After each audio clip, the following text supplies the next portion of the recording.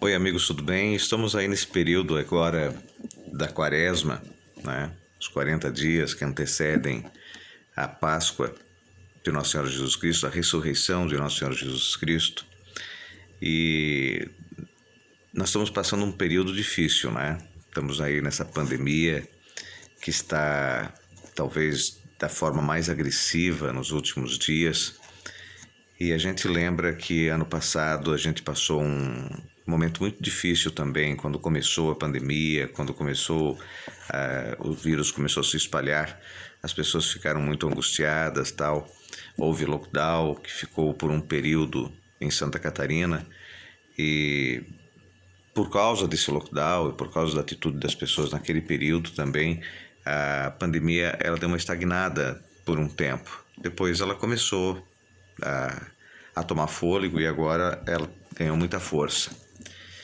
Mas se existe uma coisa que a gente acaba aprendendo ou amadurecendo durante um período desses, quando tem um período de dificuldade, de dor, de angústia, às vezes é uma oportunidade que nós temos de refletirmos um pouco mais sobre o que somos, por que estamos passando pela situação e o que nós podemos fazer diferente de agora em diante. Procure usar esse momento que você está vivendo, que nós estamos vivendo, como um aprendizado. O aprendizado que está nos trazendo esse período de pandemia, dentro desse processo que nós estamos passando pelo segundo ano consecutivo. Nós estamos passando na Quaresma de novo, numa situação de pré-lockdown.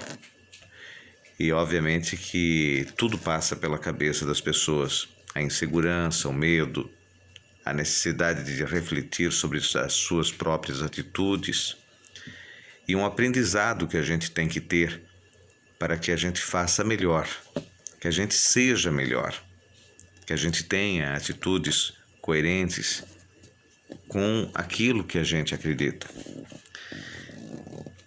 A pandemia nos mostra muitas coisas. Primeiro, a disparidade social, né?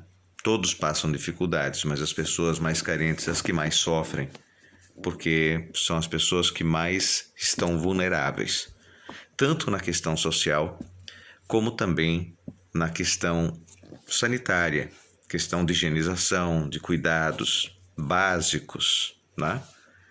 Principalmente as pessoas que são os moradores de rua, as pessoas que moram nas periferias, que acabam tendo como é que eu vou dizer para você? Uma situação difícil, muitas vezes não tendo nem quase o que comer dentro de casa. Desempregadas, muitas delas, ou com uma situação econômica muito apertada, muito difícil. E aí a gente tem que aprender a partilhar, a auxiliar o próximo, a procurar observar um pouquinho mais o que o nosso semelhante precisa, não termos uma definição de pré-julgamento das pessoas que muitas vezes nós temos. É mais importante percebermos aquilo que nós podemos melhorar e por que nós podemos fazer diferente. Muitas vezes é difícil esse exercício. É mais fácil a gente chegar e olhar e apontar o dedo da ferida dos outros, mas encostar na nossa ferida a gente não quer e nem deixa que ninguém encoste. Talvez está na hora de aprendermos a olhar um pouquinho mais para o nosso próprio interior. Que nessa Quaresma, essa preparação para a Páscoa que nós estamos tendo, agora especificamente com a campanha da fraternidade ecumênica que está acontecendo, tão polêmica e uma polêmica tão desnecessária, quando você percebe que nós estamos passando por um período de pandemia muito grande. De que adianta essa discussão toda sobre a campanha da fraternidade, dizendo que A ou B pensa isso, pensa aquilo, de que, enfim, desnecessário. Aliás, eu acho que a maior ênfase que tem que se dar na campanha da fraternidade, primeiro, É uma campanha da fraternidade ecumênica. Significa dizer que ela é uma campanha da fraternidade que trabalha a amplitude do diálogo. Quando a gente dialoga, quando a gente abre para dialogar com os nossos irmãos de outras denominações cristãs, é óbvio que existem diferenças e pensamentos, isso são da natureza humana.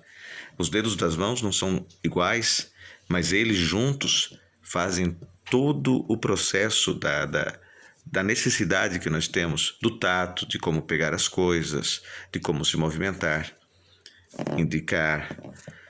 Então, nós temos que aprender a desenvolver dentro da gente o diálogo, um diálogo fraterno, de respeito e tolerância aos nossos irmãos, com as diferenças que nós temos, mas respeitando e amando profundamente, como eles nos amam, nós também os amamos.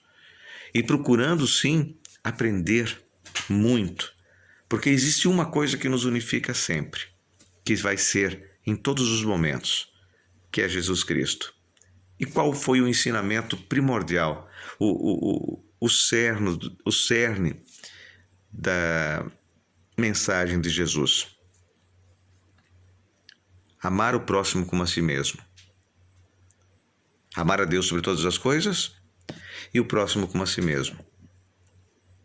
Bem, o próximo que estamos falando não é só o próximo que está do meu lado, que é o pai, a mãe, o irmão, o tio, o avô, o esposo, a esposa, o filho, a filha, o primo, o parente, o amigo. Não, o próximo são todos, é toda a humanidade. Significa dizer que até aqueles que nós não temos muito carinho, ou que não são os nossos amigos, ou que se consideram nossos inimigos, nós temos que amar a todos.